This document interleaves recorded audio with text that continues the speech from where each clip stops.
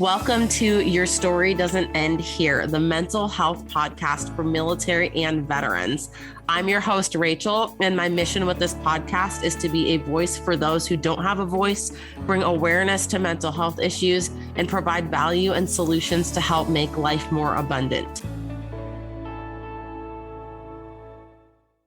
All right, everyone. Thanks so much for coming by for another episode. Today's guest is Rycheigh Allan. He is an actor, a poet, a mental health advocate, and a content creator across multiple social media platforms. He has recently amassed an audience of over 25,000 followers on TikTok. He worked many years as a peer companion at a novel program known as a peer-run respite, a concept that is growing in popularity across the country. He also served 9 years in the Army Reserve and hopes to not only reach other service members and veterans, but anyone who is struggling with their mental health with his message. Rycheigh, thanks so much for being on the show today. Absolutely. So thank you for having me. It's my first time doing something like this before. But I'm at that point now where it's like an interview where it's like, no, tell me about yourself. Oh yeah. So I'm Rycheigh Allan. My whole life story is long and complicated, and to try and make it long story short, I've moved a lot over the country due to divorce and custody battles and things like that in my childhood. Unfortunately, was a unconventional one to probably most kids get to have. But so I think some of that kind of contributed to a lot of the reasons why mental health became such an important part of my life. I kind of fell into mental health work a little bit. It was always a part of my personal life because of my family members and myself included. But because of that, I was actually offered an opportunity in my early 20s to work for this respite program, which at the time when we opened the program, we were only the 15th house in the entire country that operated in the way that we did. And the first one was only from like the early 2000s. So that's how new and progressive of a concept that it is. Since we got started, I don't know if many more have opened since I've actually left that company now. It's been a couple of years since I worked there. But over the course of the time that I was there, about 5 years. And if you don't know what it is, a peer-run respite. So a lot of people have heard that term respite before, but we kind of flipped the script on respite, if that makes sense. So a lot of times respite is a place for a caretaker who is taking care of somebody who is struggling with mental health or with a disability. They kind of send them there so that they get a break, if that kind of makes sense. And so the care that person receives is very kind of routine, and it's not very like a progressive thing. It's just to kind of take care of them while that person gets a break, right? Our respite is you are the person with a mental health disability or an issue that you're struggling with, even just daily stress, because we really try to open it up to everyone has mental health issues that they struggle with, whether it is just basic stresses from work, stresses from relationships and things like that. So you don't have to have a diagnosis from a doctor to come to our program. But so what you're doing is that you're voluntarily showing up to our program, and you're not just getting like a routine thing. Like we're working on progressive goals for yourself. And what also makes our whole the program kind of unique is that the people on staff are all people who have struggled with mental health issues and who may have had a diagnosis in their past or some trauma in their past and are in a process of recovery, as we call it, because recovery is an ongoing thing that we have. So everyone on staff must 100% be somebody that identifies as someone who struggled with mental health. So that's a little bit about the program. Like I said, we were only like the 15th house in the nation when I worked there.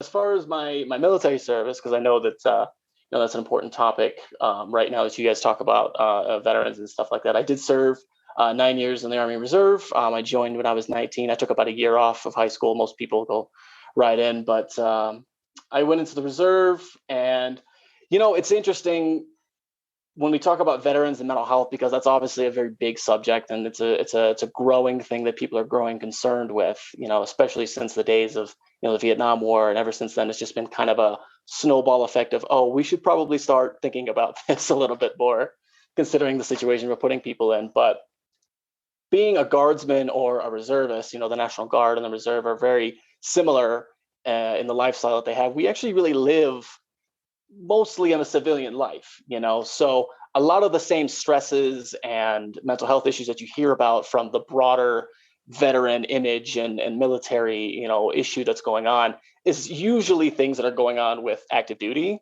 But it's not to say that reservists and National Guards don't have their own unique set of mental health things that they struggle with. They actually say that reservists and National Guard actually have higher rates of PTSD, not broad numbers, not sheer numbers, but just the rates at which they actually get PTSD and get diagnosed with that. And that's usually due to the fact that because we live such a civilian life most of the time, if we are asked to go then, deploy overseas, we're not nearly as prepared as the active duty guys who are constantly doing this and training for this. Not to say that they don't certainly suffer from a lot of that as well. So that's a little bit about my military career. Other than that, though, I'd never deployed. I had a pretty mundane, regular, simple career, but I did 9 years, and it was a blast. It was a lot of fun. And I'm glad to say that for the most part, I think there are attempts, at least within the Army itself, for more progressive mental health policies going forward. I wanted to ask, so I know you and I had kind of chatted a little bit about some things that you are doing currently, and really so many different realms of mental health, physical health. I'd love if you just expand on that a little more.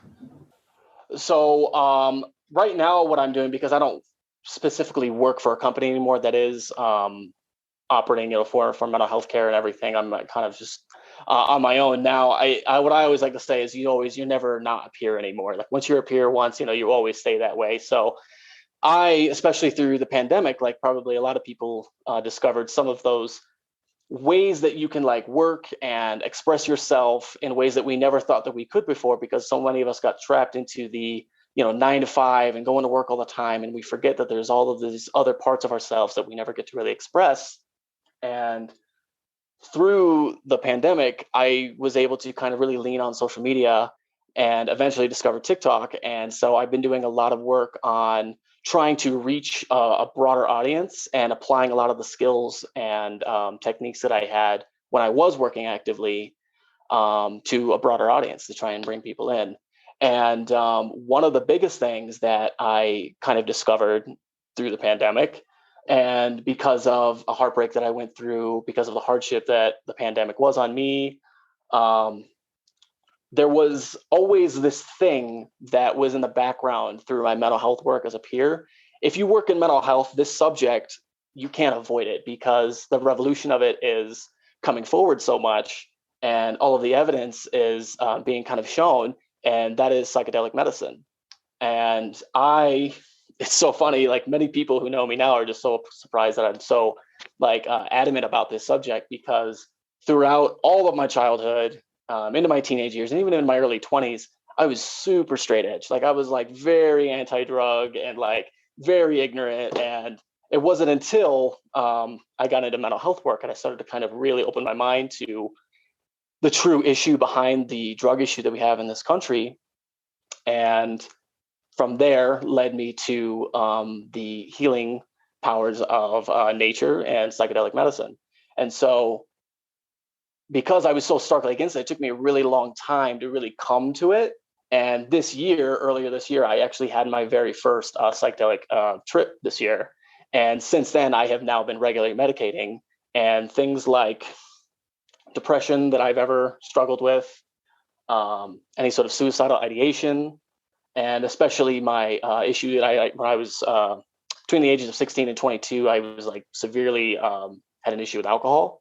And since regularly medicating with psychedelic medicine, that has pretty much been eliminated entirely. I had been in recovery at that point, especially working at the respite and everything. So I had done some work on my own, which is a key thing to know when exploring psychedelic medicine. You do have to kind of do that work a little bit ahead of time before considering that option, if that makes sense. So yeah, absolutely. Can you talk us through a little bit about how something like that would work? Because obviously there's I don't want to say good sides and bad sides to psychedelic medicine, but I also know that you can have a really bad trip too. Oh, absolutely. If you're dealing with things. So do you work with someone specifically on your dosing and what you're doing, or is this something you do entirely on your own? Unfortunately, because of the circumstances, I do this entirely on my own. But that's not to say I just went into it blind. I just like, oh, I'm just going to try this. Like I said, I was super straight edge. And so to get me to that point took years. It was really a years long decision. It was all these little moments, these little seeds that were planted in my head. And I'm just one of those people that like think about things really logically. I'm a very emotional person when it comes to my performance and my art and everything like that. But when it comes to something like this, one of my biggest points that I try to make when talking about ending the drug war, decriminalizing nature and all of that stuff is that we all have to like just take a second and reset our minds about how we perceive substances, because a line was drawn for us and we all just kind of went with it. And nobody really, well, I'm not going to say nobody, but the masses didn't really question that. You know what I mean? An administration 50 years ago made a decision for us. And then the greater population just kind of went with that. And then stigmas and negative views kind of spiraled out of that. And so now here we are generations later, still being affected by a decision that was made 50 years ago. So yeah, I mean, with any substance, I mean, you have negative things and you have positive things. And that's part of what I talk about when I talk about resetting your view. I mean, think about your coffee every day. You're ingesting a drug. And a lot of people don't like to hear that when you say that to them, because, well, they're not comparable. It's like, well, they are comparable. They just aren't the same, but you are medicating, that is a form of medication. And I'm not here to judge anybody over it. I like coffee. I like to have a coffee in the morning. But, we celebrate things like, alcohol and going out on our 21st birthday, such a big deal here in America, and graduation parties, you have to get messed up in college, that's like the image we celebrate. But if I choose to step away from that and decide that I want to move towards something that's actually progressing my health and allowing me to become a better version of myself, that's the bad thing. You know what I mean? So the three questions that I always pose for people, this is like a thing that I kind of started, is when you approach any substance, any sort of drug, any sort of medication at all, all the way down to like caffeine, any sort of prescription drug that your doctor gave you, you have to ask yourself three questions about them. What is your knowledge or perception about that substance? Like, what do you know about it? And how do you perceive that thing? What is your relationship with it? Because that's one of the most missing, that one right there is probably one of the most important things a lot of people don't consider. And then what is your application to that substance? You know what I mean? What is your intention with using that substance? And when you can sit down and look at every single thing and answer all three of those questions, you can have a much more nuanced idea of what these substances can do. A lot of people like to say, because this, with cannabis is well on its way to being federally legalized. I mean, we've got so many states and so many municipalities. So at that point, it's already, it's gone through the stages. Psychedelic medicine is right on its coattails. People are starting to kind of awaken to the idea that these things aren't as bad as we thought that they were. And some may even be more positive than bad, and starting to kind of re-examine things like alcohol and nicotine and even caffeine. So you said that you did some work ahead of doing or implementing psychedelic medicine into your life. Can you kind of talk us through a little bit of what that process looked like for you, how long it took you to get to that point, just for people who maybe are interested in trying this avenue but aren't really sure where to get started? Sure, absolutely. So some of the work was done kind of just unintentionally, just because of being in mental health and being a peer. I had that great support system. You know what I mean? So I was already kind of intentionally doing the work, but it wasn't necessarily to go towards, using psychedelic medicine one day, just to generally better my mental health. That work was kind of being done through the work that I was doing, that I was providing other people, and getting myself in a recovery from alcohol and from my depressive tendencies that I have, and suicidal ideations that I've dealt with my life. So some of that, I was just kind of fortunate to just kind of have had done that. But then when I was actually looking to, like, when I kind of reached that moment where I was like, you know what, I think I'm going to do this. First thing first, I actually did a video on this, one of my TikTok videos that I did, kind of 3 things you should do to prepare. And one of the things you should do is therapy. And that seems kind of redundant, because you're like, well, I'm doing the thing to be the therapy. And it's like, yes, but because of the potency, because of the power that they have, you should have some of that work done. And so I kind of had that a little bit with my support system and with the mental health work that I had done in my education and my work experience. And then the second thing is something that I kind of discovered as well is meditation. And a lot of people kind of write off meditation. A lot of people don't really think about it, very seriously. And they have a lot of very kind of stereotypical, things that we think about it. But meditation is actually a very personal practice, and you can kind of practice it in kind of your own way. It doesn't have to be that very iconic, sitting cross-legged and humming and, incense burning and all that stuff. That's when you actually kind of learn about meditation, that can be such a personal practice for you. And that can be such a great way to kind of center yourself, to prepare yourself for a medication, a psychedelic medicine that you're going to try. And then number 3 is to study, go educate yourself, go learn about what is out there, because one of the misconceptions that a lot of people like to say when it comes to decriminalizing them and even going as far as to medically getting them accessible is that, well, I need to see more research. I just want to see more research. Well, it's like, no, the research is there. The evidence is there. We know that these things are positive. These things are very helpful for people. You know what I mean? The research that's being done right now is on like longer term things and other more fringe, mental health issues that people are dealing with. But the evidence is there. We know that these things are positive. The problem is, demanding more research before we decriminalize is that there will not be any more research until we do. Because the problem is that everything is being funded through philanthropy and not through the government. And if the government could assist with that funding, we could get more research. So you can't demand more research first before we decriminalize it and everything. So, but there is plenty of information out there. There's so much stuff that you can look into. I do a lot of that on my TikTok as well, about like what resources to look for, what people to talk to and everything. And the moment that I had reached, when I got to that point, this is a point of privilege, a point of just opportunity that I had, that I recognize that not everybody's going to have. I just so happened to have a very, very dear close friend of mine who was very experienced, and not just in like a party, I like to do drugs kind of way. He was actually a very genuine person who had traveled the world. He'd been to India and Africa, and he has done all kinds of different medicines in different cultures, and was just a very calming person, and was just a very trustworthy person to go to for this. And so he was one of the first people I went to talk to about it. And so he was one of the first people when I had my first trip. I was with him and another friend of ours. And they say there's nothing like your first trip. And it was one of the most life-changing experiences of my life. And already I was on that path of like unpacking all of that bad stigma and negativity that I had towards substances. But that was like a shotgun blast of, yeah, you were wrong for so many years, dude. So that's some of the things that I think people should prepare for, is that don't go into this lightly at all. Don't think that this is just another substance, because like a lot of people who are experienced with it, it's like, if you want to do it and just get messed up, you can get messed up. I mean, that's what it's going to do to you. That's fine.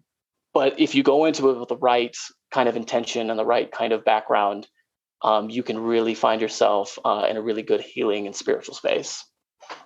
I think that obviously kind of what we're talking about right now is probably geared more towards civilians, veterans, than it is people in the military. I am a huge advocate for hopefully one day implementing other options into the military that aren't just drug pill forms of medication. But I know we have a long way to go with that. Sure. What does your practice? I know you said meditation and therapy, and I'm not sure if you're still implementing those things, but what is like a typical, let's say, month, just to kind of draw it out, look like for you as far as you just taking care of your own general mental health, implementing all of these things? Right. So I actually just moved cross country. I grew up the last 20 years of my life in Western New York, and I actually just moved to Colorado now. So I am still seeking a therapist. I haven't quite linked up yet with one. I do intend to have that and have it be like a weekly thing or bi-weekly thing at least. But meditation is something I do daily. And not to product place here, but I use an app called Headspace, and I discovered them initially through Netflix, because they actually released a new Netflix series, Headspace's Guide to Meditation for Beginners. And what I did was, I think there's about maybe 8 episodes or 10 episodes. It's like a quick little limited series. And each episode is its own unique explanation and guide into meditation. And so what I recommend people is, if you're interested in that, is to go to Netflix and find that series and watch one episode a day for like the next, 8 days or 10 days, whatever, how many episodes there are. And that right there will really get you into the first beginning steps of learning how to do that and how to personalize that as well. Because I loved it so much, I actually went on to download their app and actually bought their yearly plan, which is actually relatively cheap considering, because of all that's offered on there. You get a daily meditation every single day, and that can be from 5 minutes up to 10 minutes or to 20 minutes. There's all kinds of workshops and all kinds of just daily affirmations and things like that that are just a really great thing for you to check in with. There's a daily breath work that you do, just a quick, 1 minute breath thing that you do. So I typically try to do at least, I try to go through the daily schedule that they lay out for you each day. I don't always make it to the end, because the end one is like a sleep cast thing, and I don't always necessarily do those ones as much. But the meditation, I always try to at least achieve every day. But other than that, I mean, right now, like I said, I just moved here, so I'm still looking for employment right now. But in the meantime, I'm still creating a lot of content on TikTok. So a lot of my days is planning and scheduling. But I do take a lot of time off with my dad. I just moved out here to Colorado with my dad. I haven't seen him in many years. Well, seen him, but not, lived and stayed with him for a long period of time. So him and I spend a lot of time and talk a lot about mental health and everything. So yeah, right now it's just kind of, my life is kind of laid back, and it's very easy to kind of keep a schedule. Okay. And how often are you using the psychedelic medicine? So for me, this is my own, practice with it. This is my own kind of experimentation, because I'm still within my first year of scheduling this. Because when I first did it, it was like, I talked to a lot of different people who have experience with it. And some people were like, oh yeah, maybe twice, 3 times a year, I might do it. Other friends are like, I did it one time. It was an incredible experience, but I never really felt like I needed to do it again. For me, because there's actually 2 schools, and a lot of people have heard the term microdosing before. I have tried microdosing. I actually just did my first round of that just a couple of months ago, and tried that. It's a little finicky because I'm specifically, I use LSD, which is a little harder to microdose because of circumstances. But so I'm a macrodoser, which means I actually go for full trips. My first one was in January. And at the time I was like, still kind of discovering, I was like, is this something that I need to continue to do? Is this something that this one time was enough? And after a couple of months, I kind of started to really feel like that onset of like a return of symptoms and a return of like just stress and everything. And so I kind of went to that same friend again. I kind of talked to him. I was like, I had such a great time with us, but there was so much play involved too, because, we're all best friends. We all just were laughing and having a great time too. And I was like, I really want to have like a truly solo, like spiritual thing. And so he was like, oh yeah, that's a great idea.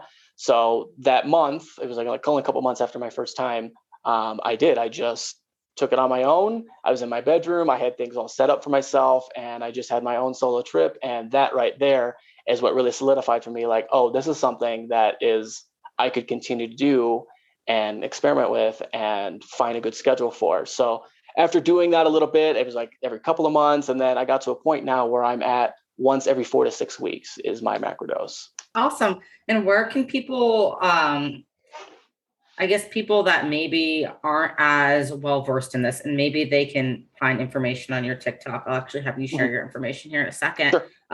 Where can they find like legitimate sources of this plant medicine that's not going to be like things these days are just like laced with whatever, like unfortunately that is kind of the tricky situation, and that is where some risk is unnecessary, as I would call it, unnecessary risk that we have to go through, because if things were different, this wouldn't exist. But yes, you're right, unfortunately that is a reality with street substances, that sometimes you can get things mixed in.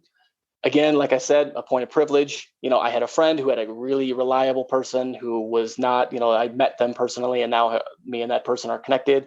So I just had a very just reliable, I was just lucky for that.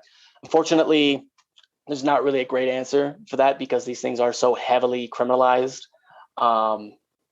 You just really have to kind of know someone and understand that you are taking a risk that you might get something. But I will say it's not nearly as severe of a risk as things like you see in the news, like heroin being laced with like fentanyl and anything else that might get cut, because the act of cutting actually has like a physical purpose to it. Whereas, a psychedelic medicine, like it's so easily transported and so easily moved. And is so lucrative, there's really no incentive to do that. But it's not to say that it won't exist. Especially with LSD is probably one of the more riskier ones when it comes to psychedelic medicine, because that does go through like a chemical process in order to be synthesized. Whereas you have things like magic mushrooms with psilocybin and ayahuasca with DMT, those are literally from the ground to your ingestion. You know what I mean? Like it's direct to ground to your vessel. Though that's why you see a lot of those ones kind of get brought up a lot more in the conversation. But if you do enough study into psychedelic medicine and all of the stuff that's being done, there's just as much evidence and defense of LSD and more synthesized things as psilocybin and DMT.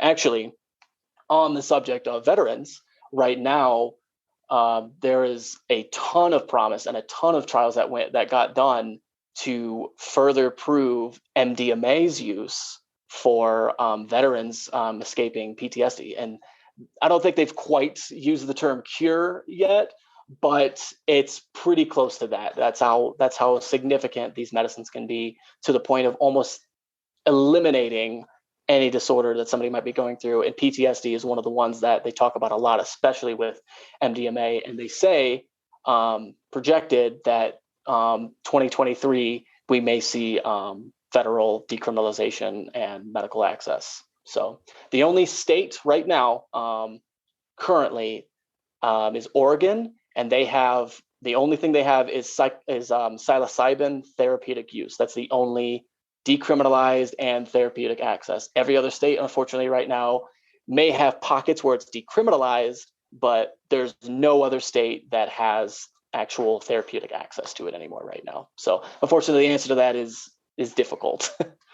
Yeah, I think it's important to bring up that what you said though about them doing studies with veterans, because I think that kind of, for people that maybe are on the fence that want to try something a little different, knowing that there are things being done out there to specifically help them, I think is really important to talk about. So I appreciate you bringing that up. But I really appreciate you taking the time to be on the show, talk about everything that you're working on, everything you've done. Absolutely. If you just want to take a minute and tell everyone where they can find you to learn more about everything that you're working on and the value that you're sharing, I appreciate that.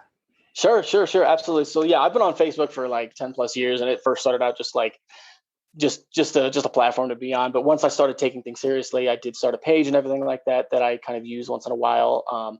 I just recently, in the last year or so, really started to take my brand more seriously. And so I really kind of made things very uniform. So I'm just Rycheigh Allan on pretty much every platform. Like if you search Rycheigh Allan, you'll find me. So you can find me on Facebook, you can find me on Instagram that way. You can find me on TikTok. And I actually have 2 TikTok accounts because, unfortunately, because of their community guidelines, I kind of got hit with some violations due to the subject matter of psychedelic medicine. So I've made an entirely separate TikTok now that has only that subject. And I have my main one that doesn't have any of that stuff as much anymore. But you can find me on TikTok as Rycheigh Allan.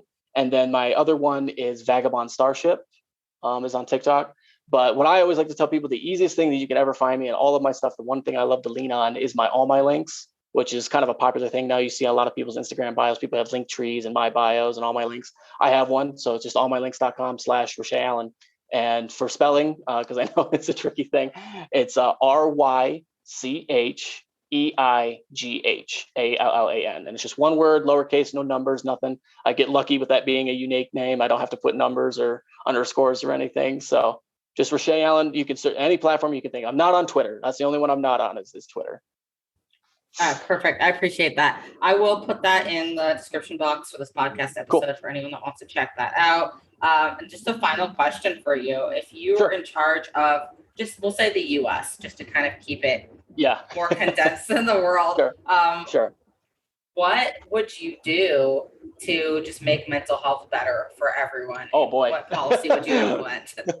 What a big question. What would I do? I mean, of course, so much begins with, ending the drug war immediately. I mean, there's no reason that needs to continue to go on. That was a mistake now, and it was a mistake then. A lot of people don't really know that everyone, every medical person, every person who was an advisor was like, this is not a good idea, actually. And of course, it became a complete disaster and hurt more people than it ever helped. So that would be, of course, one of the first things that I'd have to do when it comes to that, because that has so much to do with mental health than people realize. Addiction is such a huge issue, and drug use is such a huge issue, and not having access to other certain substances that could be helpful is such a huge issue. Would definitely have to then, of course, put a lot more emphasis on a lot more peer services that I was working in.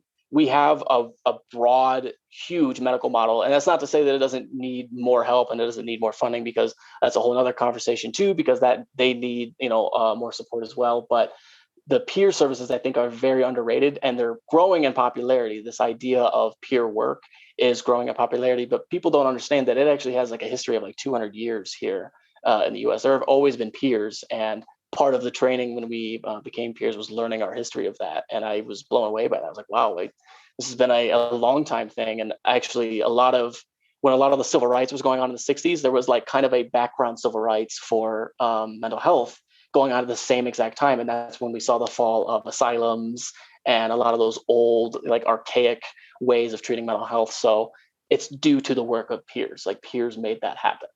So that is another thing that I would have to absolutely want to emphasize and support more, is peer services.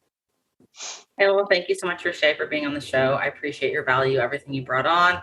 And, if anyone wants to check his content out, please check out his links below. And, people can reach out to you, I assume. If absolutely. My inbox is always open. I'm welcome to talk to anybody. Absolutely. All right. Well, thank you again. Thank you. Thank you so much for taking the time to listen in today. Each week, I'll be bringing you value in the mental health space and its direct impact on service members and veterans. If you feel you personally got value today from this episode, it would mean the world to me if you would leave a 5-star rating and review and share this to your audience. Until next time, remember, your story matters, your mental health matters, and your story doesn't end here.